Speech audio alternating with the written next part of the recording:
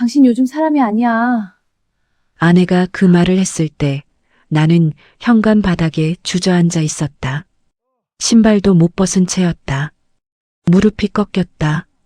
손이 벽을 더듬었다. 가까스로 쓰러지지 않았다. 사람이 아니야. 틀린 말이 아니었다. 그래서 더 아팠다. 나는 올해 61다. 퇴직하고 1년을 집에서 보냈다. 통장 잔고를 하루에 2번씩 들여다보며 쓸모없는 사람이 되어가는 걸 매일 조용히 지켜봤다. 그러다 다시 일을 시작했다. 아침에 나갈 곳이 있는 사람이 되고 싶었다. 그것만으로 충분하다고 생각했다. 그게 이렇게 끝날 줄은 몰랐다. 공감되셨다면 좋아요와 구독 꼭 눌러주세요. 스탄 경험이 있으신 분들 혹은 주변에 이런 일을 겪으신 분이 계신다면 댓글에 사연을 남겨주세요. 직접 영상으로 만들어 드리겠습니다. 퇴직 후 처음 몇 달은 그래도 버틸만 했다. 퇴직금이 있었고 아직 통장에 숫자가 남아 있었다. 이제 좀 쉬어도 되지 않겠어? 하고 스스로를 다독이는 일도 그리 어렵지 않았다. 30년을 한자리에서 일했다. 몸 하나 녹초가 되도록 살았으니 쉬는 게 당연하다고 생각했다. 그런데 사람 마음이라는 게 묘한 것이다. 몸은 쉬는데 마음이 먼저 망가지기 시작했다. 아침에 눈을 떠도 갈 곳이 없었다. 30살부터 60까지 단 하루도 빠지지 않고 아침 6시면 몸이 저절로 일어났는데 이제는 그 습관이 나를 괴롭히기 시작했다. 이불을 걷어내고 앉아서 멍하니 벽을 바라보는 시간이 길어졌다. 오늘 뭐 하지? 그 생각이 드는 순간 가슴 한켠이 묵직하게 내려앉는 느낌이었다. 처음에는 청소도 하고 마트도 가고 아내 밥도 차려봤다. 그런데 아내는 그게 오히려 불편한 눈치였다. 아무 말도 안 했지만 부엌에 둘이 서 있으면 뭔가 공기가 달라졌다. 50년 가까이 혼자 다 해온 여자한테 내가 갑자기 끼어든 꼴이었다. 그래서 거실로 나왔다. TV를 켰다. 꺼버렸다. 신문을 펼쳤다. 덮어버렸다. 다시 통장을 열었다. 통장을 보는 게 습관이 됐다. 하루에 1번, 많게는 2번. 잔고가 줄어드는 속도를 눈으로 확인하는 것이다. 뭔가를 산 것도 아니고 어디 나간 것도 아닌데 숫자는 조용히 조금씩 깎여나갔다. 공과금이 나가고 보험료가 나가고 식비가 나가고 이 속도면 몇 년이나 버티나. 계산을 하다가 멈췄다. 계산을 할수록 답이 없었다. 아내는 말이 없었다. 원래 말 없는 사람이긴 했지만 요즘은 그 침묵이 달랐다. 밥상을 차리면서도 설거지를 하면서도 눈이 마주치면 그냥 다른 곳을 봤다. 뭔가를 참고 있는 사람의 눈이었다. 나는 그 눈이 무서웠다. 위로보다 잔소리보다 그 조용한 눈이 더 무거웠다. 구직 사이트는 잔인했다. 나이를 입력하는 칸이 있었다. 61라고 치면 화면이 조용히 줄어들었다. 뜨는 공고가 확 달라졌다.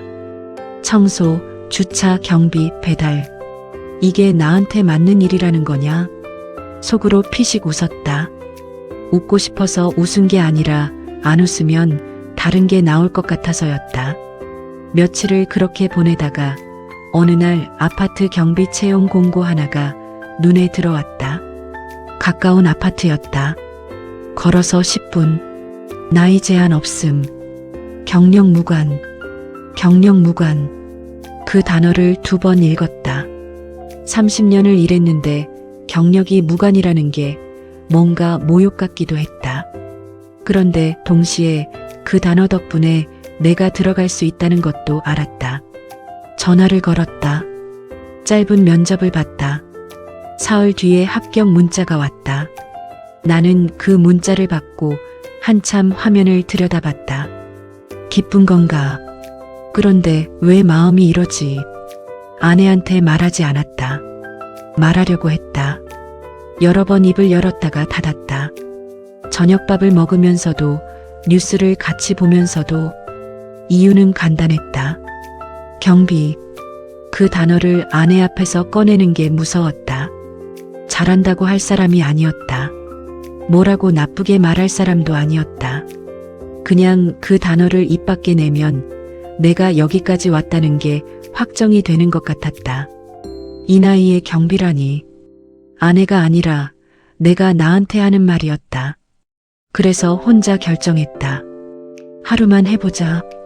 하루 해보고 버틸 것 같으면 그때 말하자.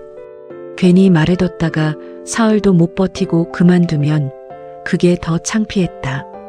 첫 출근날 아침이었다. 유니폼이 택배로 왔었다.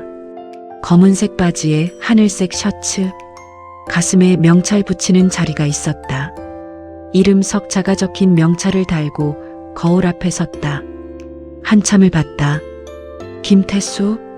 이 이름이 이 옷 위에 붙어 있는 걸 이렇게 오래 들여다본 게 처음이었다.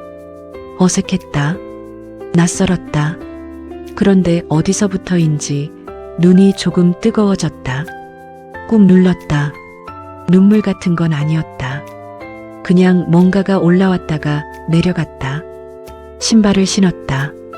조용히 현관문을 열었다. 부엌에서 아내가 설거지하는 소리가 들렸다. 딸깍, 물소리, 그릇 부딪히는 소리. 나는 아무 말 없이 문을 닫았다. 경비실은 아파트 정문 오른쪽에 있었다. 유리창 너머로 단지가 한눈에 보이는 작은 방이었다. 책상 하나, 의자 하나, 낡은 CCTV 모니터. 그게 전부였다. 선임 경비원이 업무를 인계해줬다. 별것 없었다. 차량 출입 확인, 외부인 체크, 순찰, 택배 보관. 이거면 할 수 있겠다. 그런데 그 생각이 끝나기도 전에 입주민 한 분이 들어왔다. 경비원 바뀌었어요? 네, 오늘부터 근무합니다. 그래요. 수고해요. 별거 아닌 인사였다. 그냥 지나가면서 던진 말이었다. 그런데 나는 그 말이 이상하게 오래 남았다. 수고해요. 30년 공장 생활에서 그 말을 들어본 게 언제였더라. 퇴직할 때 받은 꽃다발보다 지금 이 짧은 인사가 더 진하게 박혔다. 퇴근하고 집에 돌아왔다. 다리가 무거웠다. 발바닥이 뻐근했다. 그런데 밥을 먹는데 오랜만에 국이 뜨겁게 느껴졌다. 입맛이 있었다. 그래도 내가 쓸모 있는 사람이구나. 그 생각이 들자 숟가락을 놓고 아내를 봤다. 나 일 하나 시작했어. 아내가 국그릇을 들여다보다가 대답했다. 그래요. 그 말 한마디. 칭찬도 아니고 위로도 아니었다. 그런데 나는 그날 밤 오랜만에 등을 펴고 잤다. 새벽 5시 반. 알람이 울리기도 전에 눈이 떠졌다. 천장을 보며 잠시 가만히 있었다. 몸이 알고 있었다. 오늘 나가야 한다는 걸. 30년을 그렇게 살았으니까 몸이 먼저 기억하는 것들이 있다. 이불을 걷었다. 아내는 아직 자고 있었다. 조용히 화장실로 들어가 세수를 했다. 찬물로 3번. 오래된 습관이었다. 거울을 봤다. 또 나가는 거다. 별것 아닌 생각인데 가슴 어딘가가 조금 따뜻해졌다. 유니폼을 입는데 이제 5분이 채 안 걸렸다. 처음엔 명찰 다는 위치도 헷갈리고 단추도 자꾸 삐뚤게 잠갔는데 사람이라는 게 신기하다. 사흘만 지나도 손이 먼저 알아서 움직인다. 신발을 신으며 거실을 한번 돌아봤다. 아내가 어젯밤 사다 놓은 귤이 식탁 위에 있었다. 접시에 3개. 아침에 먹으라고 깎아놨네. 말은 없어도 그런 사람이었다. 뭔가 해주고 싶으면 그냥 조용히 해놓는 사람. 평생을 같이 살아도 고맙다는 말 한마디가 이렇게 어려운 건지. 귤 하나를 집어 입에 넣고 현관문을 열었다. 아침 공기가 달랐다. 출근길이라는 게 이런 거였다. 공기가 달랐다. 발걸음이 달랐다. 퇴직하고 1년 동안 아침마다 그냥 집 앞을 배회하듯 걸었는데 지금은 방향이 있었다. 목적지가 있었다. 그게 이렇게 다른 느낌인지 다시 경험하기 전까진 몰랐다. 걸어서 10분. 아파트 정문이 보이면 이상하게 어깨가 조금 펴졌다. 내 자리가 있다. 그 생각 하나가 그렇게 만들었다. 경비실 문을 열면 제일 먼저 CCTV 모니터를 확인했다. 단지 전체가 16개 화면으로 나뉘어 보였다. 주차장, 놀이터, 입구, 엘리베이터 앞. 이른 아침이라 사람이 별로 없었다. 가끔 출근하는 주민들이 종종 걸음으로 지나갔다. 인수인계를 마친 야간 경비원이 가방을 챙기며 말했다. 어제 백이동 쪽에 택배 3개 맡겨놨어요. 오후에 찾으러 온다고 했으니까 챙겨두세요. 네, 알겠습니다. 그리고 401호 어르신, 아침마다 한 바퀴 도세요. 천천히 걸으시는 분이니까 눈에 띄면 그냥 인사만 드리면 돼요. 알겠습니다. 야간 경비원이 나가고 경비실이 나 혼자가 됐다. 잠시 의자에 앉아 단지를 바라봤다. 내가 이 공간을 지키는 사람이구나. 거창하게 들릴 수도 있었다. 하지만 그게 아니었다. 그냥 정말로 그런 생각이 들었다. 이 아파트에 사는 수백 명이 안심하고 집을 나서고 돌아오는 동안 내가 이 창문 앞에 앉아서 지켜본다는 것. 누가 알아줄 일은 아니었다. 하지만 그래도 괜찮았다. 오전 8시가 넘어가면서 사람들이 나오기 시작했다. 아이 손을 잡고 유치원 버스를 기다리는 젊은 엄마. 정장 차림에 서류 가방을 든 30대 남자. 강아지 목줄을 잡고 나오는 중년 여성. 사람들이 경비실 창문 앞을 지날 때마다 나는 목례를 했다. 그러면 대부분이 고개를 끄덕였다. 안녕하세요. 누군가 먼저 인사를 건넨 건 출근 사흘째 되던 날이었다. 601호에 사는 여자분이었다. 나이는 50대쯤 됐을까? 마트 쇼핑백을 양손에 들고 들어오다가 창문 너머로 눈이 마주쳤다. 아이고, 경비 아저씨 바뀌셨어요? 네, 지난주부터 근무하게 됐습니다. 고생이 많으시겠다. 날도 쌀쌀한데. 잘 부탁드려요. 짧은 인사였다. 3초도 안 되는 대화였다. 그런데 나는 그분이 안으로 들어가고 나서도 한참 그 방향을 바라봤다. 잘 부탁드려요. 그 말이 묘하게 좋았다. 공장에서 30년을 일하는 동안 그런 말은 별로 못 들었다. 일이 잘 됐을 땐 당연한 거고 실수하면 불려갔다. 잘 부탁한다는 말은 시작할 때나 형식적으로 듣는 말이지 이렇게 진심처럼 들린 적은 없었던 것 같았다. 오후 순찰을 도는 게 일과 중에 제일 좋았다. 지하 주차장부터 옥상까지 한 바퀴 도는데 20분쯤 걸렸다. 혼자 걸으면서 각 층 복도를 훑고 비상구 문 상태를 확인하고 소화기 위치를 눈으로 짚었다. 별것 아닌 일이었다. 그런데 이 걸음이 좋았다. 목적이 있는 걸음이었다. 그냥 산책이 아니라 이유가 있는 이동이었다. 퇴직하고 1년 동안 그게 없었다. 어딜 가도 그냥 시간을 때우는 것처럼 느껴졌는데 지금은 달랐다. 나는 지금 일을 하고 있었다. 오후 3시쯤 한 할아버지가 경비실 창문을 두드렸다. 젊은 양반, 우리 아들한테서 택배 온 거 없어요? 70은 넘어 보이셨다. 허리가 많이 굽어 있었다. 성함이 어떻게 되십니까? 503호 황제만이요. 대장을 확인했다. 전날 밤에 들어온 택배가 하나 있었다. 네, 있습니다. 잠깐만요. 박스를 꺼내드렸다. 꽤 무거웠다. 할아버지가 받으려고 두 손을 내밀었는데 손이 조금 떨렸다. 제가 댁까지 갖다 드릴까요?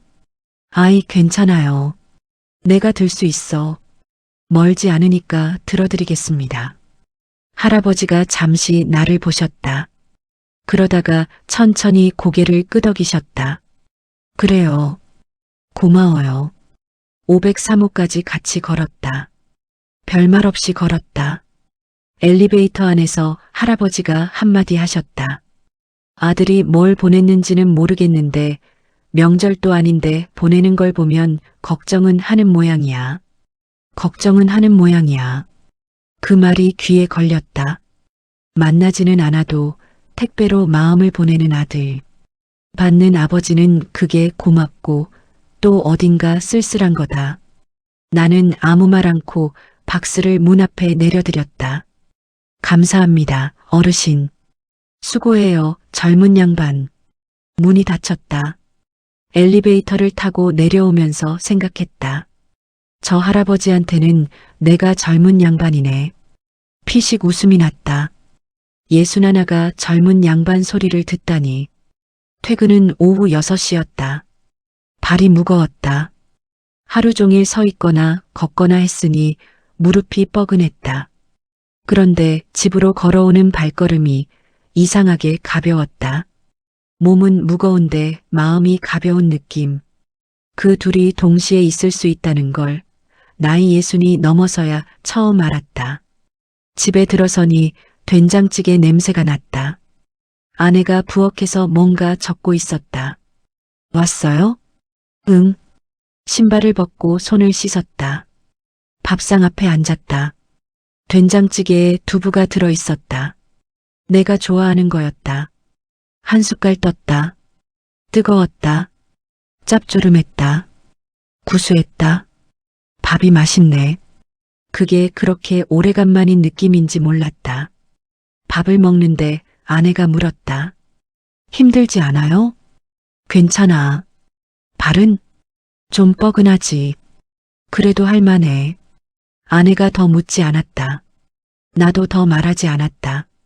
그냥 같이 밥을 먹었다. 창밖으로 저녁해가 넘어가고 있었다.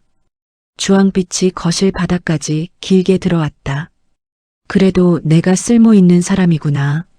밥숟가락을 천천히 내려놓으며 그 생각을 했다. 어제도 했던 생각인데 오늘은 조금 더 단단하게 느껴졌다. 내일도 나갈 곳이 있었다. 그것만으로 충분했다. 지금 이 순간만큼은 박영수를 처음 만난 건 출근 이틀째였다. 오전 근무를 마치고 교대를 기다리는데 경비실 문이 열리면서 큰 체구의 남자가 들어왔다. 60는 넘어 보였다. 머리가 반쯤 휘었고 손마디가 굵었다. 일을 많이 한 손이었다. 그런 손은 보면 안다. 오늘부터요? 아니요, 어제부터 시작했습니다. 그래요. 그게 첫 대화였다. 짧았다. 그런데 그 짧음이 편했다. 괜히 반갑다며 손 내밀고 어색하게 웃는 것보다 그냥 담담하게 받아들이는 사람이 나는 더 편했다. 나중에 알고 보니 박영수는 이 아파트에서만 3년째 근무하고 있었다. 나이는 64. 나보다 3살 위였다. 친해진 건 야간 근무를 같이 서면서였다. 야간은 오후 10시부터 다음날 오전 6시까지였다. 처음엔 낯설었다. 밤새 경비실에 앉아서 CCTV를 들여다보고 2시간마다 한 번씩 순찰을 도는 게 전부였다. 말이 없으면 시간이 너무 천천히 갔다. 새벽 1시쯤이었다. 박영수가 종이컵 2개에 믹스커피를 타왔다. 마셔요. 감사합니다. 둘 다 CCTV 화면을 바라보며 커피를 홀짝였다. 단지 안은 조용했다. 가끔 고양이 한 마리가 주차장을 가로질러 갔다. 바람소리가 창문을 스쳤다. 박영수가 먼저 말을 꺼냈다. 어디서 일하다 왔어요? 자동차 부품 공장이요. 30년. 오래 했네요. 그쪽은요? 나는 건설 현장. 25년. 힘드셨겠다. 힘들었죠. 그게 다였다. 더 묻지 않았고 더 말하지 않았다. 그런데 그 짧은 교환이 뭔가 긴 말보다 더 많은 걸 담고 있는 것 같았다. 이 사람도 그렇게 살았구나. 며칠이 지나면서 야간 근무가 오히려 기다려지기 시작했다. 낮 근무는 바빴다. 차량 출입에, 택배에, 주민 민원에. 정신없이 움직이다 보면 퇴근 시간이 됐다. 그런데 야간은 달랐다. 조용했다. 그리고 그 조용함 속에서 박영수와 나는 조금씩 말이 많아졌다. 새벽 2시 순찰을 마치고 돌아오면 박영수는 꼭 뭔가를 꺼냈다. 어떤 날은 삶은 달걀, 어떤 날은 편의점 삼각김밥, 어떤 날은 아내가 싸줬다는 김치전 한 조각. 먹어요. 새벽엔 뭐라도 먹어야 버텨. 나는 처음엔 사양했다. 두 번째부터는 그냥 받았다. 세 번째부터는 내가 먼저 뭔가를 사가기 시작했다. 그렇게 먹으면서 이야기가 길어졌다. 어느 새벽이었다. 박영수가 커피를 한 모금 마시다가 불쑥 말했다. 퇴직하고 집에 있을 때 어땠어요? 나는 잠깐 커피잔을 내려다봤다. 죽을 것 같았어요. 박영수가 피식 웃었다. 나도 그랬어요. 현장 그만두고 6달 집에 있었는데 그게 제일 힘들었어. 몸이 힘든 게 아니라 아침에 나갈 데가 없는 게. 맞아요. 통장 잔고만 보게 되더라고. 맞아. 하루에 2번씩. 둘이 동시에 웃었다. 새벽 3시에 경비실에서 두 60 넘은 남자가 웃고 있었다. 웃긴 일인데 전혀 웃기지 않은 이야기였다. 이 사람도 나랑 똑같이 살았네. 그 생각이 드니까 뭔가 어깨에서 힘이 빠지는 느낌이었다. 내가 유독 못난 게 아니었다. 내가 유독 약한 게 아니었다. 그냥 그 나이에 그 상황에서 누구나 그렇게 되는 거였다. 최민석을 제대로 알게 된 것도 그 무렵이었다. 58배 최민석은 나보다 한 달 먼저 이 아파트에 왔다. 말이 없고 웃음이 없고 시키는 대로만 했다. 처음엔 그냥 그런 사람인 줄 알았다. 야간 근무를 같이 선 날이었다. 순찰을 돌고 들어오는데 민석이 신발을 벗지도 않고 의자에 쪼그리고 앉아서 뭔가를 들여다보고 있었다. 가까이 가보니 휴대폰이었다. 화면에 숫자들이 빼곡했다. 뭐 보세요?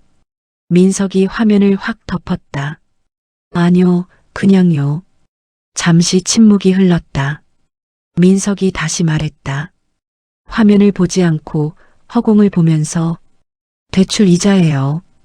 이번 달에 또 밀렸어요. 나는 아무 말도 못했다. 그래서 여기 그만두면 안 돼요. 저는 그 말이 오래 남았다. 그만두고 싶어도 그만두지 못하는 사람. 버티는 게 선택이 아니라 의무인 사람. 나는 그때 처음으로 이 경비실에 나 혼자가 아니라는 걸 제대로 느꼈다. 각자 다른 이유로 각자 다른 무게를 지고 이 자리에 와 있었다.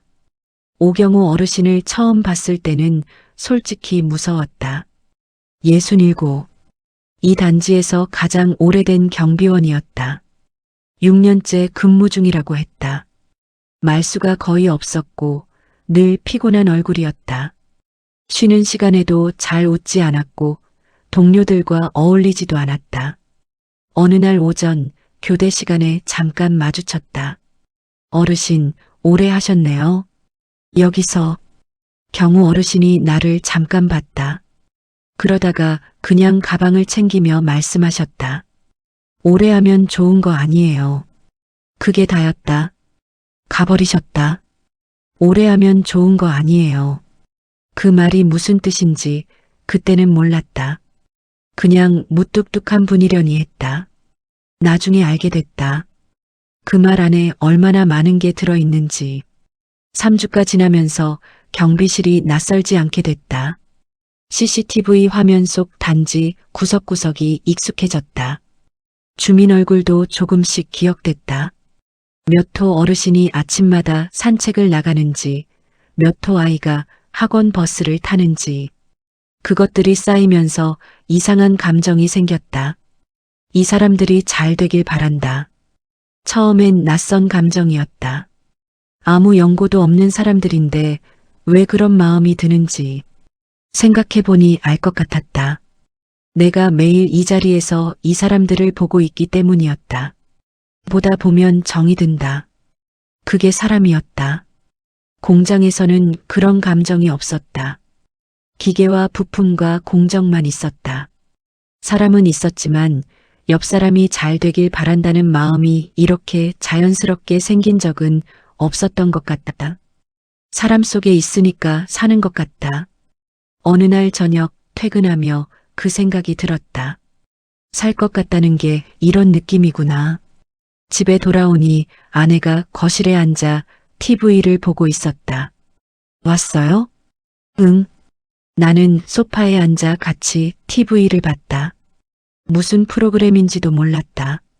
그냥 아내 옆에 앉아 있는 게 오랜만에 자연스러웠다. 한참 지나서 아내가 말했다.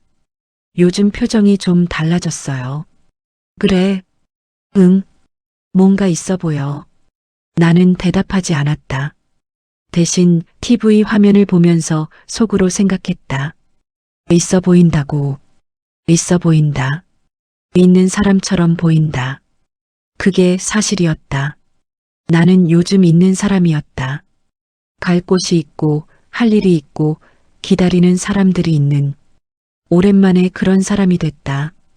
그리고 그게 이렇게 좋은 줄은 몰랐다. 그런데 그 무렵부터였다. 관리자 이준호가 조금씩 보이기 시작한 게 이준호를 처음 본 건 입사 첫째 주였다. 용역 관리업체에서 나온 관리자라고 했다. 나이는 45쯤. 깔끔하게 다린 셔츠에 클립보드를 들고 다녔다. 말할 때 눈을 잘 마주치지 않았다. 상대를 보는 게 아니라 상대를 훑는 눈이었다. 첫날 인사를 나눌 때 그가 한 말이 있었다. 여기 규정 잘 지키시면 됩니다. 어렵지 않아요. 어렵지 않다는 말이 어딘지 모르게 걸렸다. 왜 굳이 그 말을 첫마디로 할까? 그냥 지나쳤다. 별 생각 없이. 그게 실수였다. 이상한 낌새가 시작된 건 한 달쯤 지나서였다. 오전 근무를 하고 있는데 이준호가 경비실 문을 열고 들어왔다. 클립보드는 없었다. 그냥 손을 바지 주머니에 찌르고 들어왔다. 김 선생님, 오늘 오후에 100일 동안 낙엽 좀 쓸어줄 수 있어요? 청소 인력이 오늘 하루 빠졌거든요. 나는 잠깐 생각했다. 경비 업무에 청소는 포함이 아니었다. 계약서에도 없었다. 그런데 하루짜리 부탁이라고 했고 그게 뭐 대단한 일도 아닌 것 같았다. 알겠습니다. 감사합니다. 어렵지 않을 거예요. 또 그 말이었다. 어렵지 않다는 말. 낙엽을 쓸었다. 1시간쯤 걸렸다. 별거 아니었다. 몸이 힘든 것도 아니었다. 그런데 빗자루를 들고 낙엽을 모으면서 이상하게 기분이 개운하지 않았다. 내가 왜 이걸 하고 있지? 금방 털어냈다. 별것도 아닌 일에 기분 상하는 게 더 이상한 거라고 생각했다. 어차피 같은 아파트 안에서 하는 일이고 주민들한테 좋은 거 아닌가 싶었다. 그렇게 스스로를 설득했다. 그런데 그게 한 번으로 끝나지 않았다. 사흘 뒤, 이번엔 택배 분리였다. 오늘 물량이 좀 많아서요. 잠깐만 도와주시면 되는데. 잠깐이 2시간이었다. 그 다음 주엔 지하 주차장 배수구 청소. 그 다음엔 입주민 민원 처리 엘리베이터 고장 신고 접수, 층간 소음, 민원 기록, 주차 분쟁 중재. 하나하나는 별것 아닌 일이었다. 그런데 그것들이 쌓이기 시작했다. 어느 날 퇴근 준비를 하면서 그날 한 일을 머릿속으로 되짚어봤다. 차량 출입 확인, 순찰, 택배 보관, 낙엽 청소, 민원 접수, 주차 안내, 분리수거 정리. 이게 다 내 일이었나? 박영수한테 물어봤다. 야간 근무 중 새벽 2시 커피를 마시면서였다. 영수 씨, 원래 여기 경비일이 이렇게 많아요? 박영수가 커피잔을 내려다보다가 천천히 말했다. 처음엔 아니었어요. 그럼 조금씩 늘어난 거죠. 처음엔 부탁이고 다음엔 당연한 거고. 관리자가 그렇게 만든 거예요? 박영수가 대답 대신 피식 웃었다. 그 웃음이 대답이었다. 항의는요? 했죠. 처음엔. 그래서요? 그래서 나보다 먼저 있던 사람 하나 잘렸어요. 나는 잠자코 있었다. 박영수가 창밖을 보며 말했다. 여기서 오래 버티려면 그냥 하는 거예요. 따지면 불편한 사람이 되는 거고 불편한 사람은 오래 못 있어요. 불편한 사람은 오래 못 있다. 그 말이 가슴 어딘가에 걸렸다. 찝찝하게. 최민석은 그냥 했다. 뭘 시켜도 군말 없이 했다. 이준호가 오면 먼저 고개를 숙였다. 부탁이 오면 네 하고 움직였다. 한 번은 내가 물었다. 민석 씨 힘들지 않아요? 이거 다 우리 일 아닌데. 민석이 빗자루를 잡은 손을 잠깐 멈췄다. 힘들어도요. 그래도 이건 아니지 않아요? 민석이 나를 봤다. 그 눈이 무표정했다. 태수 씨, 나는 이거 잘리면 이번 달 이자 못 내요. 그리고 다시 빗자루질을 시작했다. 나는 더 말을 잇지 못했다. 오경호 어르신이 한마디 했던 게 떠올랐다. 오래 하면 좋은 거 아니에요. 그때는 몰랐다. 이제는 알 것 같았다. 오래 버티다 보면 이상한 것들이 당연해진다. 당연해지면 이상하다는 감각 자체가 사라진다. 그게 무서운 거였다. 경호 어르신은 그걸 알고 있었던 거다. 6년 동안 몸으로 배운 것을. 결정적인 날은 그로부터 열흘쯤 지나서였다. 이준호가 오후 2시에 경비실로 들어왔다. 이번엔 다른 표정이었다. 클립보드를 들고 있었고 뭔가를 확인하는 눈이었다. 김 선생님, 이번 달 초과 근무 좀 부탁드려야 할 것 같아요. 초과 근무요? 한 분이 건강 문제로 잠시 빠지게 돼서요. 그 공백을 메워야 하는데 김 선생님이 제일 가까이 사시잖아요. 가까이 산다는 게 이유가 됐다. 얼마나요?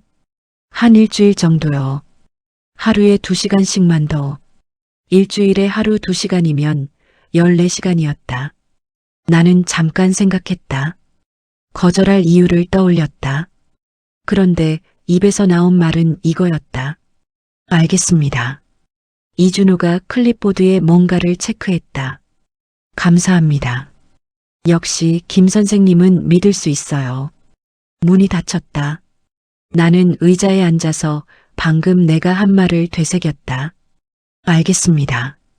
왜 그 말이 나왔을까? 거절해도 됐다. 계약에도 없는 일이었다. 그런데 입이 먼저 움직였다.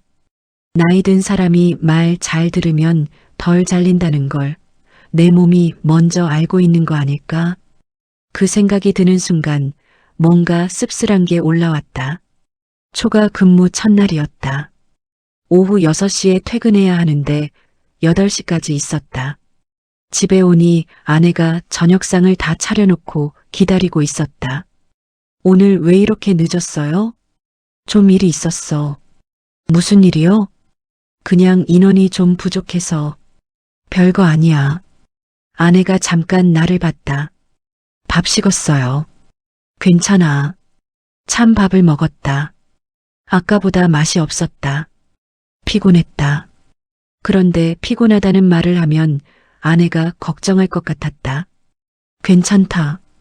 일주일만이잖아. 그렇게 생각했다. 그런데 일주일이 지나도 이준호는 아무 말이 없었다. 빠진다던 직원은 돌아오지 않았다. 나는 아무것도 묻지 않았다. 박영수는 예상했다는 표정이었다. 그럴 줄 알았어요. 말해야 하지 않을까요? 말해봐요. 어떻게 되나? 박영수의 눈이 조용했다. 화난 것도 체념한 것도 아닌 그냥 오래된 눈이었다. 나는 그날 경비실 창문 너머로 단지를 바라봤다. 주민들이 오고 갔다.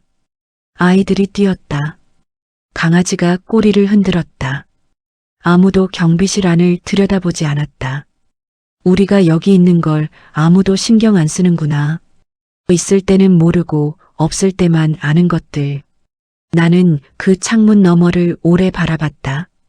그리고 처음으로 생각했다. 이게 맞는 건가? 그 물음이 작은 불씨였다. 곧 꺼질 줄 알았다. 그런데 꺼지지 않았다. 그 말을 처음 들은 건 화요일 오전이었다. 이준호가 경비실에 들어와 순찰 일지를 확인하던 중이었다. 나는 전날 야간 근무를 마치고 오전 근무까지 연이어 서고 있었다. 눈이 뻑뻑했다. 허리가 묵직했다. 그래도 자리를 지켰다. 이준호가 일지를 넘기다가 멈췄다. 김 선생님, 어젯밤 지하 3층 순찰 기록이 빠져 있네요. 나는 기억을 더듬었다. 분명히 돌았다. 새벽 3시 순찰이었다. 피곤해서 기록을 빠뜨렸던 것 같았다. 돌긴 했는데 기록을 빠뜨렸네요. 죄송합니다. 이준호가 클립보드를 내려놓으며 말했다. 김 선생님, 이 나이면 이 정도는 꼼꼼하게 하셔야죠. 젊은 친구들도 다 챙기는 건데. 이 나이면. 나는 그 말을 듣는 순간 뭔가가 턱 하고 걸리는 느낌이었다. 그런데 아무 말도 하지 않았다. 그냥 고개를 숙였다. 다음부터 신경 쓰겠습니다. 이준호가 나갔다. 경비실이 다시 조용해졌다. 이 나이면. 그 말이 귓속에서 맴돌았다. 두 번째로 들은 건 그로부터 사흘 뒤였다. 오후 근무 중에 입주민 차량 한 대가 지정 구역을 벗어나 주차를 했다. 나는 방송으로 안내를 했고 차주가 이동을 했다. 별 문제 없이 처리됐다. 그런데 이준호가 그 장면을 CCTV로 봤던 모양이었다. 퇴근 즈음 들어와 말했다. 김 선생님, 그런 건 방송보다 직접 가서 안내하시는 게 맞아요. 좀 더 발 빠르게 움직이셔야 해요. 방송 안내가 기본 절차 아닌가요? 이준호가 살짝 미간을 찌푸렸다. 절차야 그렇죠. 그런데 이 나이면 몸으로 때워야 신뢰를 얻는 거예요. 앉아서 마이크만 잡으면 주민들이 뭐라고 하겠어요. 나는 입을 다물었다. 몸으로 때워야. 하고 싶은 말이 있었다. 그 말이 목까지 올라왔다. 그런데 삼켰다. 문이 닫히고 나서야 혼자 중얼거렸다. 몸으로 때우는 게 신뢰를 얻는 거라면 나는 30년을 그렇게 살았는데 세 번째가 제일 길게 남았다. 그날은 유독 일이 많았다. 오전에 지하 주차장 배수구가 막혀 물이 넘쳤다. 청소 인력이 오기 전까지 내가 먼저 수습했다. 무릎을 꿇고 손으로 낙엽 뭉치를 걷어냈다. 오후엔 입주민 두 가구가 주차 문제로 다퉜다. 1시간 넘게 중간에서 오가며 중재했다. 저녁엔 택배가 한꺼번에 쏟아져서 분류하고 보관하는 데만 30분이 걸렸다. 퇴근 시간이 2시간 넘게 지나 있었다. 이준호가 퇴근하면서 경비실을 지나쳤다. 잠깐 문을 열더니 말했다. 오늘 수고했어요. 그런데 김 선생님, 주차 민원 처리할 때 좀 더 빠르게 움직이셔야 해요. 나이 드신 분들이 더 성실해야 한다고 입주민 대표도 그러시거든요. 나는 그 순간 아무 말도 안 했다. 못한 게 아니었다. 안 한 거였다. 말을 하면 뭔가 무너질 것 같았다. 화가 나는 건지, 서러운 건지, 그냥 지쳐서 말이 안 나오는 건지 구분이 안 됐다. 이준호가 나갔다. 나는 의자에 앉아 잠시 천장을 봤다. 나이 드신 분들이 더 성실해야 한다. 나이 때문에 더 해야 한다. 나이 때문에 더 참아야 한다. 나이 때문에 더 움직여야 한다. 나이가 죄인가? 소리내어 말하지 않았다. 그냥 속으로 했다. 그런데 그 말이 생각보다 오래, 그리고 깊이 박혔다. 몸이 신호를 보내기 시작한 건 그 즈음이었다. 허리가 먼저였다. 원래 조금 안 좋긴 했다. 공장 생활을 오래 하면 허리 하나씩은 다 망가진다. 나도 마찬가지였다. 퇴직 후 집에 있으면서는 그래도 좀 나아졌었다. 그런데 초과 근무가 길어지면서 서 있는 시간이 길어지면서 다시 허리가 당기기 시작했다. 처음엔 파스를 붙였다. 그 다음엔 진통제를 먹었다. 그 다음엔 진통제를 하루 2번 먹었다. 무릎도 문제가 생겼다. 계단을 오르내릴 때마다 뚝뚝 소리가 났다. 순찰을 마치고 나면 무릎 안쪽이 뜨거운 느낌이었다. 앉았다 일어설 때 한 박자 늦게 몸이 따라왔다. 이거 원래 이랬나? 아니면 요즘 더 심해진 건가? 병원을 가야 하나 싶었다. 그런데 병원을 가면 쉬라는 말이 나올 것 같았다. 쉬면 나온다는 말도 나올 것 같았다. 그 말이 무서웠다. 그래서 안 갔다. 아내가 눈치챈 건 어느 저녁이었다. 밥을 먹다가 내가 허리를 한번 손으로 짚었다. 무의식적으로 한 행동이었다. 그런데 아내가 그걸 봤다. 허리 또 안 좋아요? 괜찮아. 아까 계단 내려올 때도 느렸잖아요. 나이 드니까 그런 거지. 아내가 밥숟가락을 내려놓고 나를 봤다. 요즘 왜 이렇게 늦게 와요? 질문이 아니었다. 확인이었다. 일이 좀 있어서. 무슨 일이요? 그냥 인원 문제야. 잠깐이야. 잠깐이 벌써 몇 주째예요? 나는 국그릇을 들여다봤다. 아내가 다시 말했다. 당신 얼굴이 요즘 처음 취직했을 때랑 달라요. 뭐가? 그때는 피곤해도 뭔가 있었는데 요즘은 그냥 지쳐 보여. 나는 대답하지 않았다. 틀린 말이 아니었기 때문에. 야간 근무가 연속으로 이어진 주가 있었다. 목요일 야간, 금요일 야간, 토요일 야간. 원래 있던 야간 인력이 개인 사정으로 빠졌고 이준호는 나와 박영수에게 번갈아 야간을 메꾸게 했다. 어렵지 않을 거예요. 2분이 나눠서 하면 되니까. 그 말이 이제는 들릴 때마다 어딘가 갈퀴 같았다. 어렵지 않다는 말. 어렵지 않으면 내가 해라 라는 말이 목까지 올라오는 걸 삼켰다. 연속 야간 이틀째 되던 새벽이었다. 새벽 4시 순찰을 마치고 경비실로 돌아왔다. 의자에 앉자마자 눈이 감겼다. 의식적으로 눈을 떴다. 다시 감겼다. CCTV 화면이 흐릿하게 번졌다. 안 되는데. 일어나서 찬물로 얼굴을 씻었다. 거울에 내 얼굴이 보였다. 낯선 얼굴이었다. 야위어 있었다. 눈 아래가 거뭇했다. 주름이 깊어진 것 같았다. 불과 2달 전인데 그 전이랑 다른 얼굴이었다. 많이 늙었네. 그 생각이 드는 순간 뭔가 먹먹해졌다. 그날 박영수가 교대를 왔다.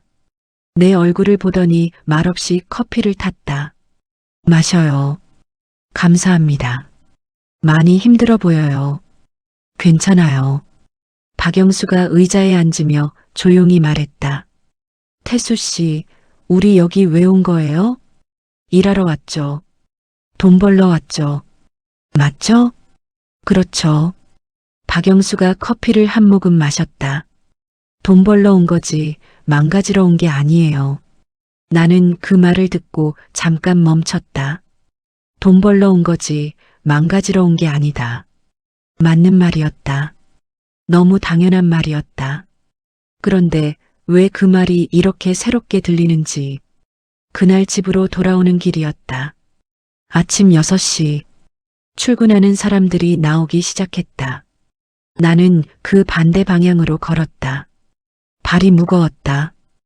허리가 당겼다. 무릎이 뻐근했다. 그런데 그것보다 뭔가 다른 게 무거웠다. 가슴 쪽이었다. 나는 지금 뭘 위해 버티고 있는 거지. 처음 출근하던 날이 떠올랐다.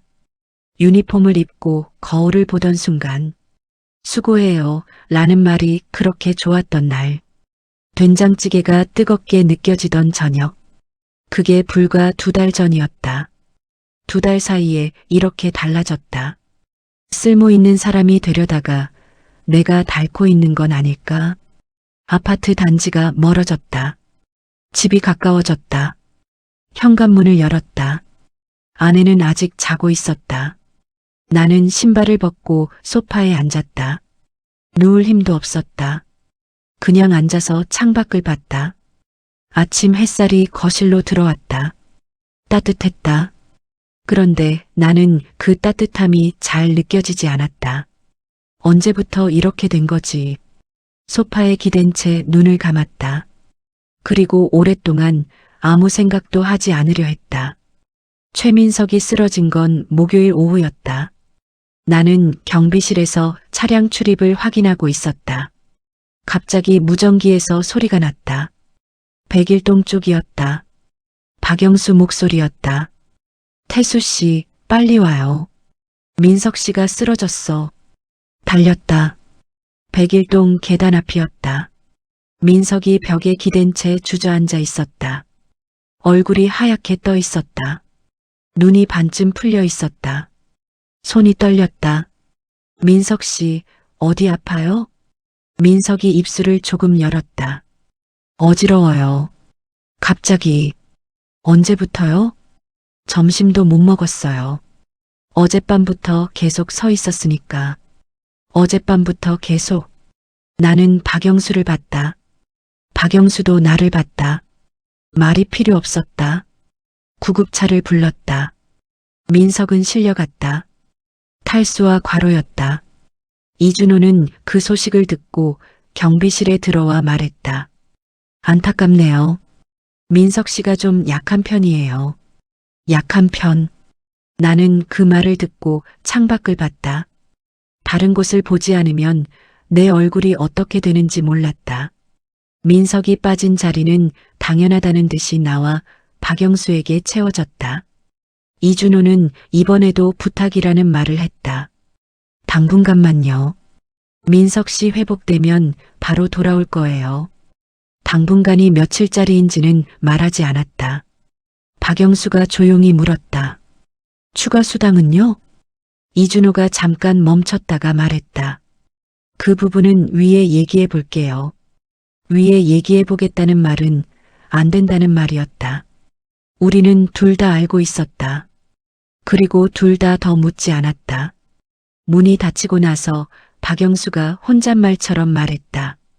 위에 얘기해 보겠다는 말 들어본 적 있어요? 없어요. 나도 없어요. 연속 야간 3일째 되던 새벽이었다. 새벽 2시 순찰을 돌고 있었다. 지하 주차장에서 4층 옥상까지. 한 바퀴에 20분. 2달 전엔 그게 좋았다. 목적 있는 걸음이라고 생각했다. 지금은 달랐다. 계단을 오를 때마다 무릎이 욱신거렸다. 왼쪽이 특히 심했다. 4층쯤 올라가면 허리가 뻣뻣하게 굳는 느낌이 왔다. 손잡이를 잡고 천천히 올랐다. 예전엔 이러지 않았는데. 옥상 문을 열었다. 찬바람이 얼굴을 때렸다. 도시의 새벽이 내려다 보였다. 불 켜진 창문들, 달리는 차, 어딘가에서 새벽 배달을 하는 오토바이 소리. 세상은 돌아가고 있었다. 나는 옥상 난간에 손을 올리고 잠시 서 있었다. 나는 지금 뭘 하고 있는 건가? 대답이 없었다. 그 주 금요일이었다. 박소연 씨가 경비실 창문을 두드린 건 오후 4시였다. 40 초반쯤 됐을까? 목소리가 날카로운 분이었다. 몇 번 마주쳤는데 인사를 받은 적이 없었다. 경비원이죠? 네, 그렇습니다. 302동 앞에 불법 주차 차량이 있는데 왜 조치 안 하고 있어요? 벌써 2시간째라고요. 나는 CCTV를 확인했다. 차량이 있었다. 방금 전에 들어온 차였다. 방금 들어온 것 같은데요. 바로 안내 방송 드리겠습니다. 방금이요? 2시간째라고요. 제가 직접 봤어요. 죄송합니다만 CCTV 기록상으로는 CCTV가 중요해요. 제가 직접 본 게 중요해요? 목소리가 올라갔다. 나는 숨을 한번 골랐다. 방송으로 차주 안내 바로 드리겠습니다. 그냥 방송이요? 직접 가서 빼라고 해야 하는 거 아니에요? 여기 관리가 이 모양이니까 주차 문제가 안 없어지지. 이 모양. 그 말이 어딘가를 긁고 지나갔다. 긁히지 않으려 했는데 이미 긁혔다. 최대한 빠르게 처리하겠습니다. 박소연 씨가 돌아갔다. 나는 방송 마이크를 들었다. 차주 이름을 모르니 호수로 안내 방송을 했다. 5분 뒤 차가 이동했다. 다시 경비실이 조용해졌다. 나는 마이크를 내려놓고 의자에 앉았다. 이 모양. 그 두 글자가 자꾸 떠올랐다. 흘려버리려 했다. 그런데 그게 잘 안 됐다. 공장에서 30년을 일할 때도 누군가 나한테 이 모양이라는 말을 한 적은 없었다. 윗사람한테 혼나도 그건 일에 대한 말이었지 사람에 대한 말은 아니었다. 그런데 지금은 그 선이 없었다. 일을 잘못한 게 아니라 내가 이 모양인 거였다. 감정 노동이라는 게 이런 거구나. 배운 적 없는 말인데 몸으로 알게 됐다. 그날 저녁이었다.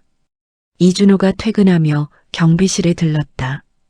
오늘 302동 주차 민원 늦게 처리했다고 입주민 대표한테 연락 왔어요. 나는 입을 열었다. 방금 들어온 차였습니다. CCTV 확인하시면. 태수 씨. 이준호가 내 말을 자르며 말했다. 입주민이 불편하다고 하면 일단 사과부터 하는 게 맞아요. 따지는 게 아니라. 잘못한 게 없는데 사과를 하라는 말씀이세요? 잘못이 있고 없고가 중요한 게 아니에요. 관리가 잘 된다는 느낌을 줘야 한다고요. 이 나이면 그 정도 눈치는 있으셔야 하지 않겠어요? 또 그 말이었다. 이 나이면. 나는 아무 말도 하지 않았다. 이번엔 화가 올라온 게 아니었다. 그냥 아무것도 느껴지지 않았다. 감각이 무뎌진 것처럼. 이준호가 나갔다. 나는 경비실 창문을 바라봤다. 창문 너머로 저녁 단지가 보였다. 불 켜진 창문들, 저녁 먹는 가족들, 뛰어다니는 아이들. 다들 자기 삶을 살고 있었다. 나는 그 창문 안쪽에 앉아서 그것들을 구경하고 있었다. 나는 저기 속해 있는 사람인가, 이쪽 밖에 있는 사람인가. 집에 돌아온 건 밤 9시가 넘어서였다. 현관문을 열었다. 불이 꺼져 있었다. 아내는 안방에 있었다. 자는 건지 기다리는 건지 알 수 없었다. 나는 신발을 벗으려고 몸을 굽혔다. 그 순간이었다. 무릎이 꺾이면서 균형이 무너졌다. 벽을 잡았다. 가까스로 쓰러지지 않았다. 그냥 천천히 주저앉았다. 신발도 다 벗지 못한 채로 현관 바닥에 반쯤 앉은 자세로 잠시 있었다. 일어나야 했다. 아내가 나오면 이 꼴을 보여주고 싶지 않았다. 그런데 일어나지지가 않았다. 몸이 안 된 게 아니었다. 마음이 안 됐다. 이건 일이 아니구나. 그 생각이 들었다. 일이면 퇴근하고 집에 와서 쉬면 된다. 다음 날 또 나가면 된다. 몸이 힘들어도 이유가 있으면 버틸 수 있다. 그런데 지금 나는 이유를 잃어가고 있었다. 처음에 이 일을 시작했던 이유. 쓸모 있는 사람이 되고 싶다는 것. 아침에 나갈 곳이 있다는 것. 누군가의 하루를 지킨다는 것. 그게 다 어디 갔는지 지금은 느껴지지 않았다. 이건 일이 아니라 버티는 거다. 버티는 것과 일하는 것은 다른 거다. 일은 뭔가를 위해 하는 거고 버티는 건 그냥 무너지지 않으려는 거다. 나는 지금 버티고 있었다. 무너지지 않으려고. 안방 문이 열렸다. 아내가 나왔다. 나를 봤다. 현관 바닥에 반쯤 주저앉은 나를. 아무 말도 하지 않았다. 그냥 다가와서 내 옆에 쪼그려 앉았다. 신발을 벗겨줬다. 오른쪽, 왼쪽. 그리고 말했다. 일어나요. 나는 아내 손을 잡고 일어났다. 거실로 들어왔다. 소파에 앉았다. 아내가 물을 한 잔 가져왔다. 마셔요. 마셨다. 아내가 내 옆에 앉아서 아무 말도 하지 않았다. TV도 켜지 않았다. 그냥 같이 어둠 속에 앉아 있었다. 한참이 지나서 아내가 말했다. 당신 요즘 사람이 아니야. 낮은 목소리였다. 화난 목소리가 아니었다. 그냥 보고 있었다는 목소리였다. 나는 대답하지 않았다. 사람이 아니야. 그 말이 가슴에 박혔다. 아팠다. 그런데 아프다는 게 오히려 살아있다는 느낌이었다. 오랜만에 뭔가가 제대로 느껴진 것 같았다. 그날 밤 나는 오래 잠들지 못했다. 천장을 보면서 생각했다. 처음 유니폼을 입고 거울을 보던 날. 수고해요 라는 말이 그렇게 좋았던 날. 603호 할아버지 택배를 들어드리던 날. 박영수와 새벽에 커피를 마시며 웃던 날. 그것들이 다 있었다. 분명히 있었다. 그런데 지금은 그 위에 다른 것들이 쌓였다. 이 나이면 몸으로 때워야 불편한 사람은 오래 못 있어. 그것들이 켜켜이 덮여서 처음의 것들이 보이지 않게 됐다. 나는 여기서 뭘 증명하려고 했던 거지. 쓸모 있는 사람이라는 걸 증명하려 했다. 아직 할 수 있다는 걸 증명하려 했다. 누구한테? 아내한테, 딸한테, 아니면 나 자신한테. 그런데 증명을 하려다가 내가 없어지고 있었다. 눈을 감았다. 아내의 숨소리가 들렸다. 고른 숨이었다. 이 사람은 알고 있었구나. 내가 사람이 아니게 되어가고 있다는 걸. 나는 오랫동안 그 숨소리를 들으며 누워 있었다. 그리고 처음으로 생각했다. 그만두는 게 지는 건 아닐 수도 있다. 사직서를 쓴 건 월요일 밤이었다. 아내가 잠든 뒤였다. 거실 불을 낮게 켜고 식탁에 앉아서 메모지에 썼다. 거창한 종이가 없었다. 그냥 아내가 장볼 때 쓰는 메모지였다. 거기에 볼펜으로 천천히 썼다. 퇴직 의사를 전달합니다. 김태수? 그게 전부였다. 쓰고 나서 한참 들여다봤다. 글씨가 떨렸다. 손이 떨린 건지 볼펜이 낡은 건지 알 수 없었다. 접었다. 주머니에 넣었다.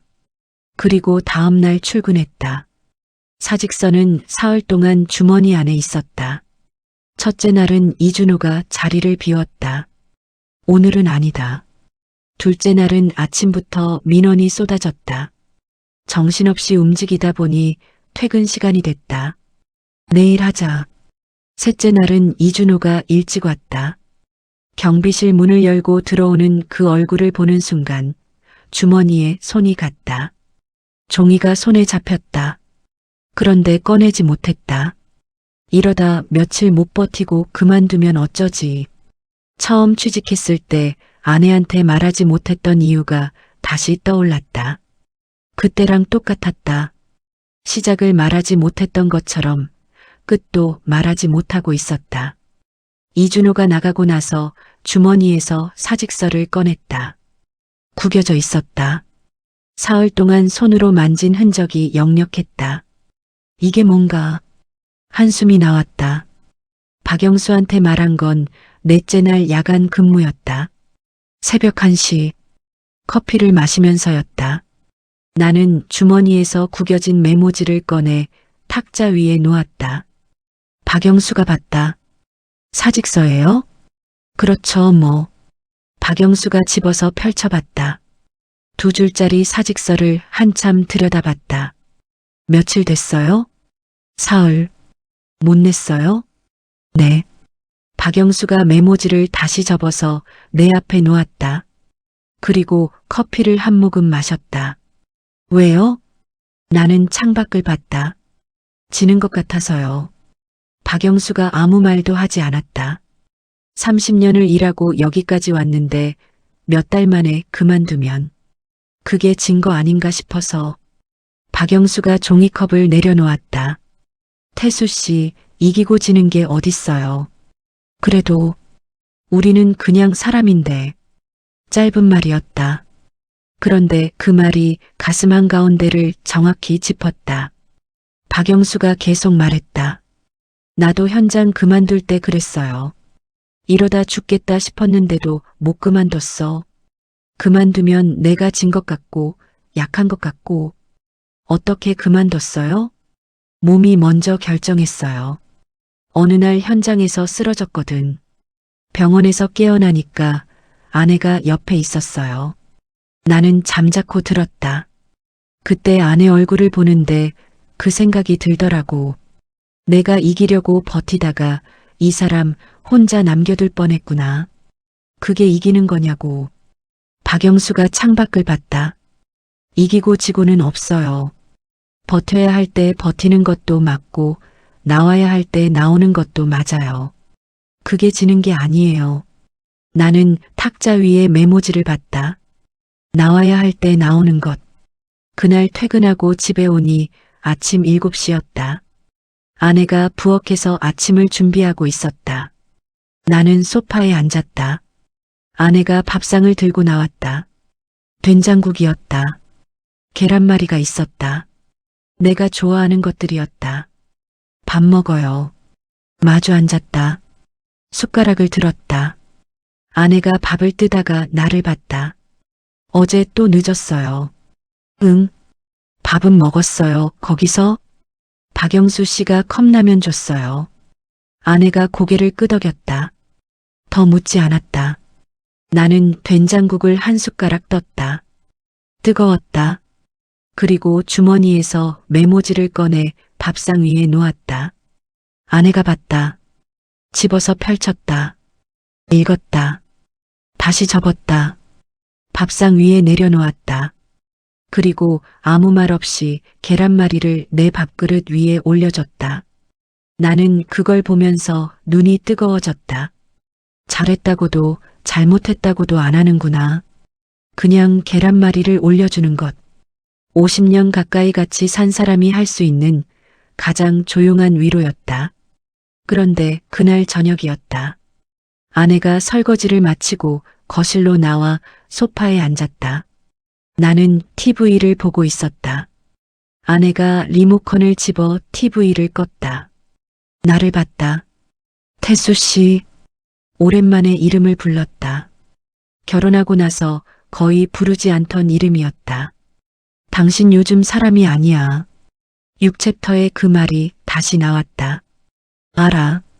아는데 왜 계속 가요? 나는 대답을 찾다가 말했다. 그만두면 지는 것 같아서. 아내가 잠깐 나를 봤다. 누구한테요? 나는 말이 막혔다. 누구한테 지는 건지 생각해 본 적이 없었다. 이준호한테? 아니었다. 세상한테? 그것도 아니었다. 나한테 지는 것 같아서. 아내가 고개를 끄덕였다. 당신이 지금 나한테 지고 있어요. 그 말이 조용하게 그러나 정확하게 박혔다. 이 모습이 지는 거예요. 아침에 나갈 때 눈빛이 없는 게, 밥을 먹는데 맛을 모르는 게, 집에 와서 신발도 못 벗고 주저앉는 게, 아내의 목소리가 흔들렸다. 그게 지는 거지, 그만두는 게 지는 게 아니에요. 나는 아무 말도 하지 못했다. 눈이 뜨거워졌다. 이번엔 눌러도 내려가지 않았다. 사직서를 낸 건 다음 날이었다. 오전 근무를 시작하고 1시간쯤 지났을 때 이준호가 왔다. 나는 자리에서 일어났다. 주머니에서 메모지를 꺼냈다. 사흘 동안 구겨졌다가 한 번 더 접힌 메모지였다.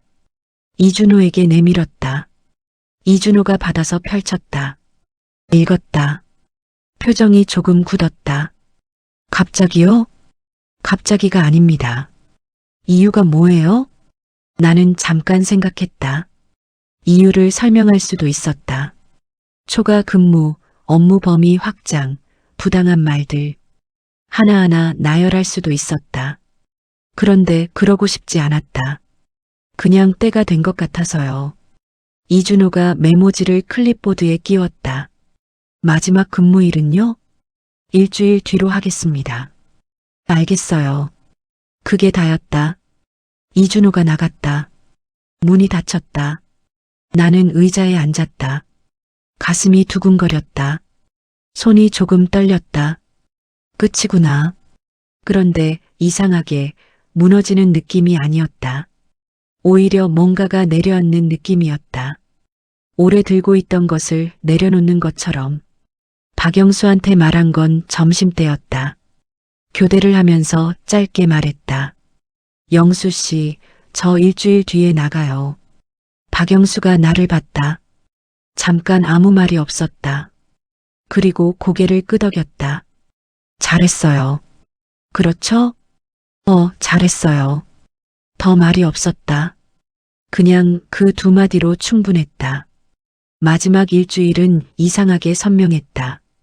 더 이상 초과 근무를 거절할 필요가 없었다. 이준호가 뭔가를 부탁해도 이번 주까지만입니다. 라는 말이 방패가 됐다. 그 말 한마디가 이렇게 편한 줄 몰랐다. 주민들한테 하는 인사가 달라졌다. 전엔 눈치를 봤다. 이 사람이 민원을 넣을 사람인가, 그냥 지나칠 사람인가. 지금은 그냥 인사를 했다. 안녕하세요. 그게 전부였다. 그게 원래의 인사였다. 503호 할아버지가 지나가다 경비실 창문을 두드렸다. 요즘 안 보이더니 어디 아팠어요? 아니요, 그냥 바빴습니다. 그래요. 수고해요, 젊은 양반. 수고해요. 첫날 들었던 그 말이었다. 이제 마지막 주에 다시 들었다. 그 말이 처음처럼 좋았다. 아니, 처음보다 조금 더 좋았다. 마지막 날 퇴근하면서 경비실을 한번 돌아봤다.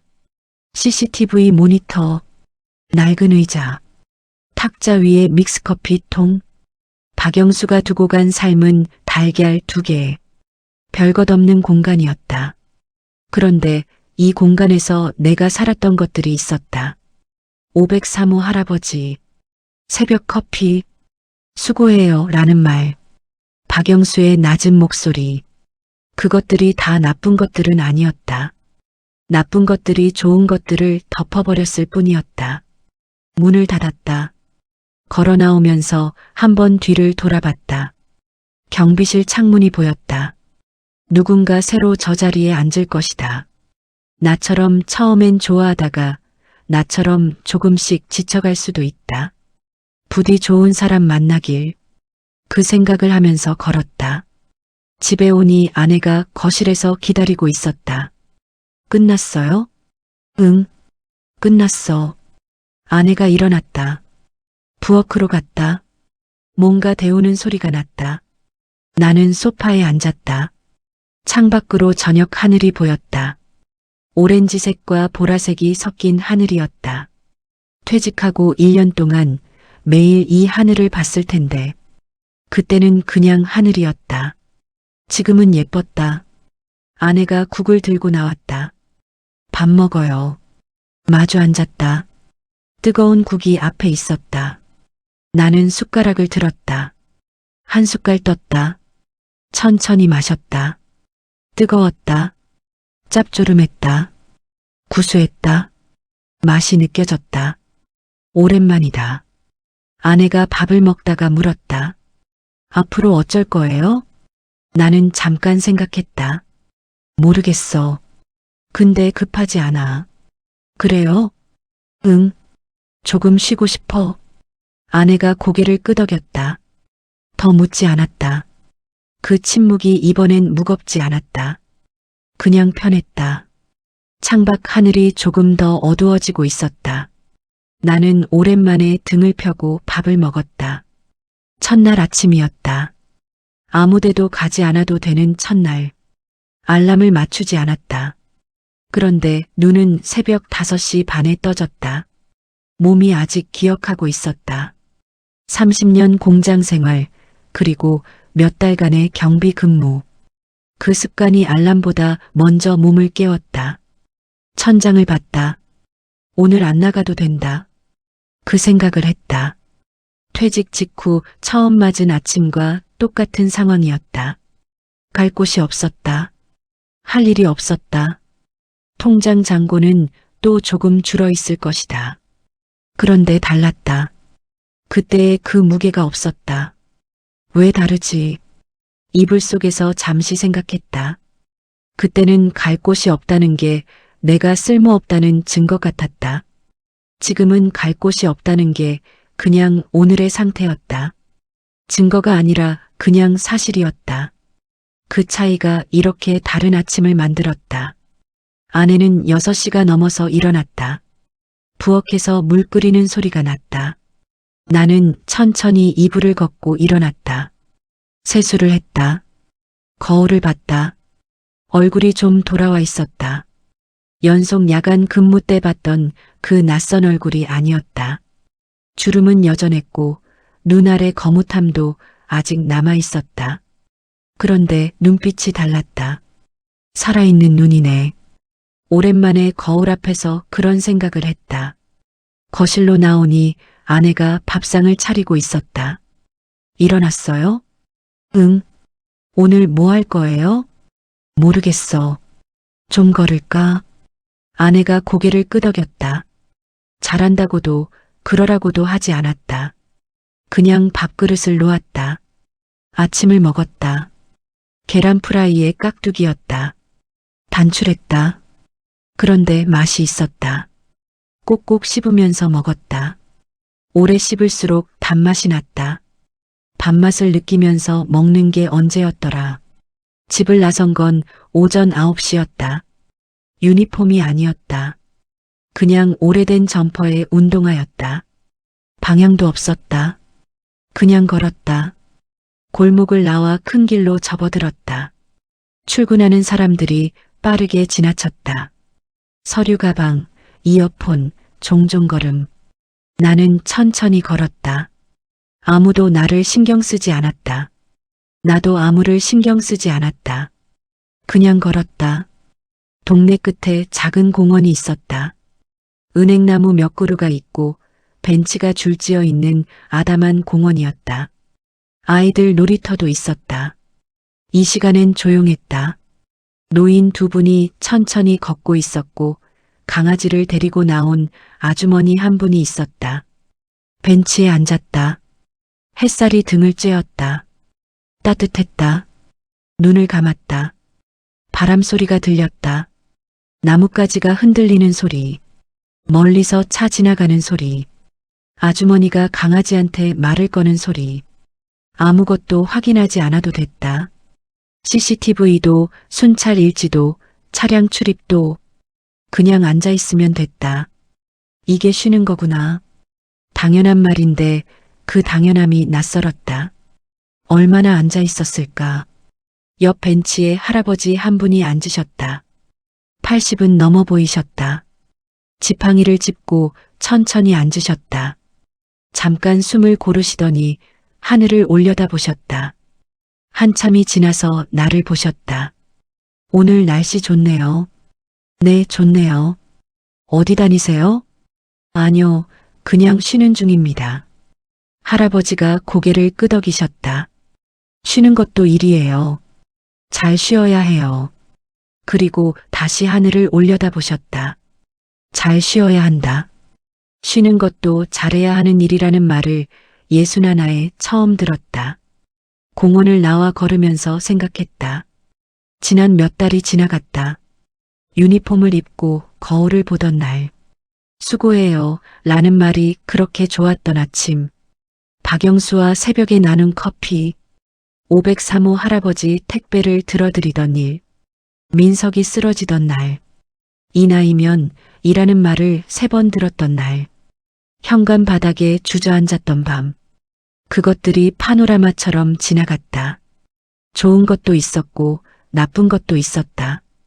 따뜻한 것도 있었고 차가운 것도 있었다. 그런데 그 모든 것이 다 내 것이었다. 누가 빼앗아 간 게 아니었다. 내가 거기 있었기 때문에 생긴 것들이었다. 그래도 살았다. 그 생각이 들었다. 짧은 시간이었지만 거기서도 살았다. 좋을 때도 살았고 힘들 때도 살았다. 쓰러질 뻔했지만 쓰러지지 않았다. 아내가 잡아줬고 박영수가 말을 해줬고 내가 결정을 했다. 그것으로 충분했다. 집에 돌아오니 점심때가 됐다. 아내가 부엌에서 뭔가를 하고 있었다. 다녀왔어요? 응.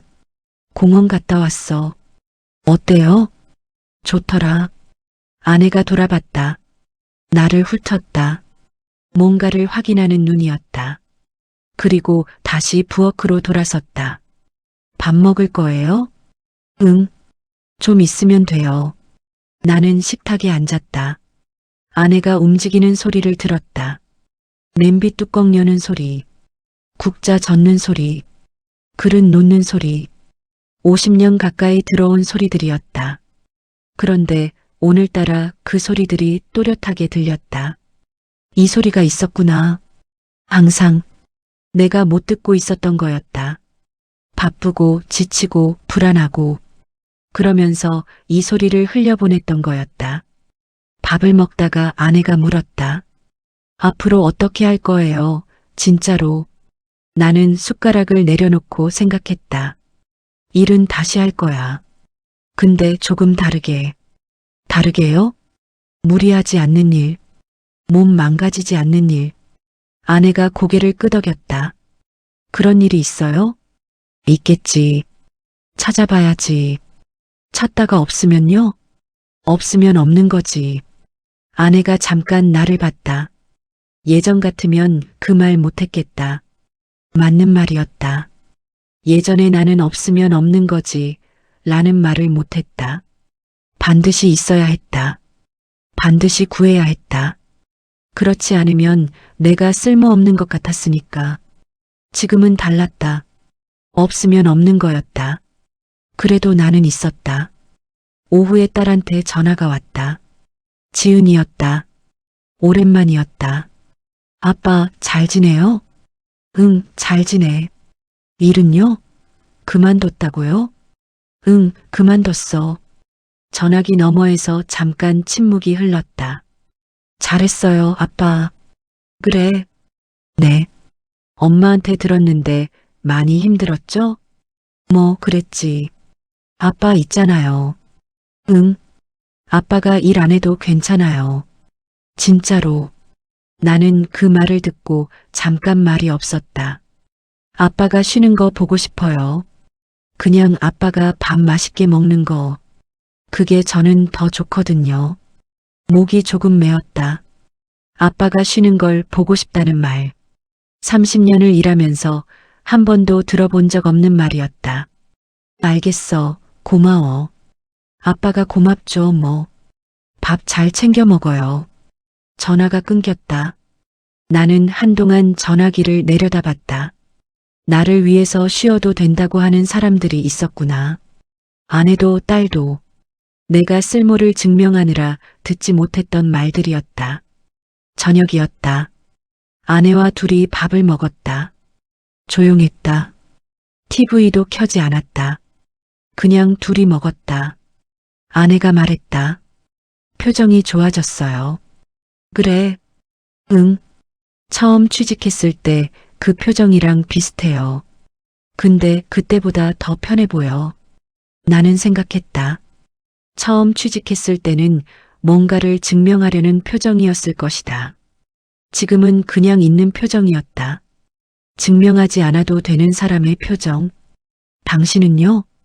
아내가 물었다. 뭐가? 지금 어때요?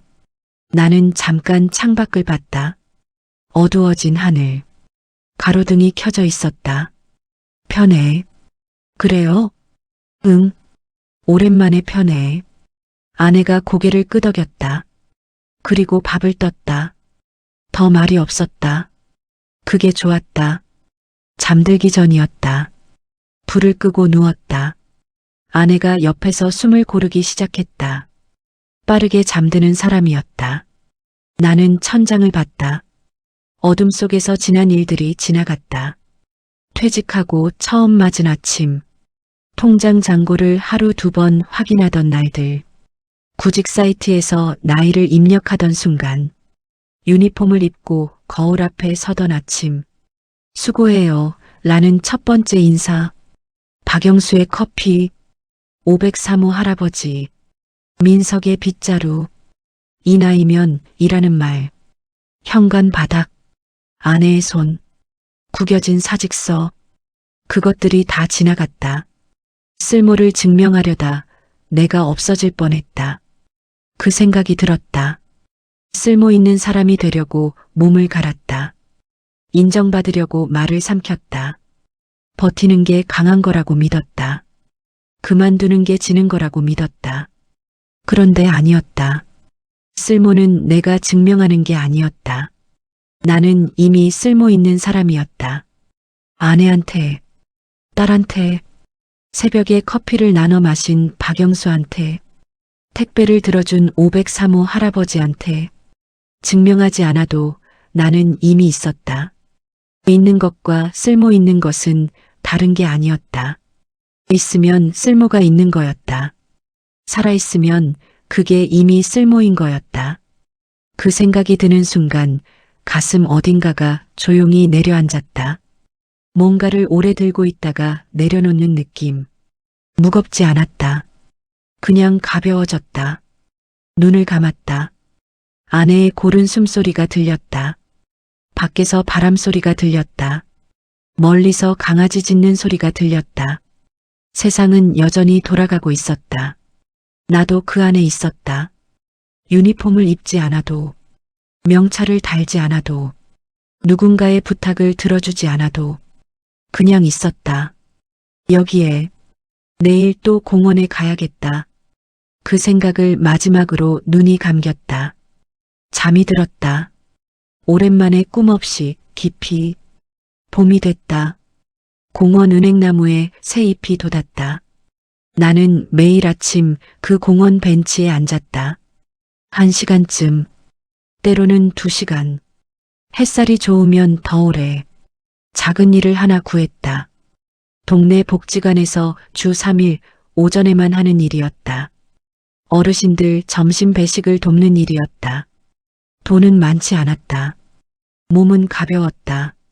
처음 출근하는 날 아침이었다. 유니폼이 없었다.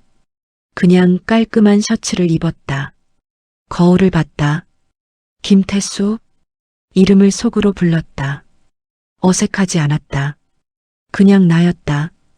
복지관에 들어서는데 담당자가 반갑게 말했다. 어서 오세요. 잘 부탁드립니다. 잘 부탁드립니다. 처음 들어도 좋고 100번 들어도 좋은 말이었다. 나는 웃으며 대답했다. 잘 부탁드립니다. 그날 저녁 집에 돌아와 밥을 먹었다. 아내가 차린 된장찌개였다. 두부가 들어있었다. 내가 좋아하는 거였다. 한 숟갈 뜨면서 생각했다. 쓸모를 증명하려다 내가 없어질 뻔했다. 이제는 그러지 않겠다. 나는 이미 있으니까. 숟가락을 천천히 내려놓았다. 창밖으로 봄 저녁이 깔리고 있었다. 따뜻했다. 오래간만에 제대로 따뜻했다.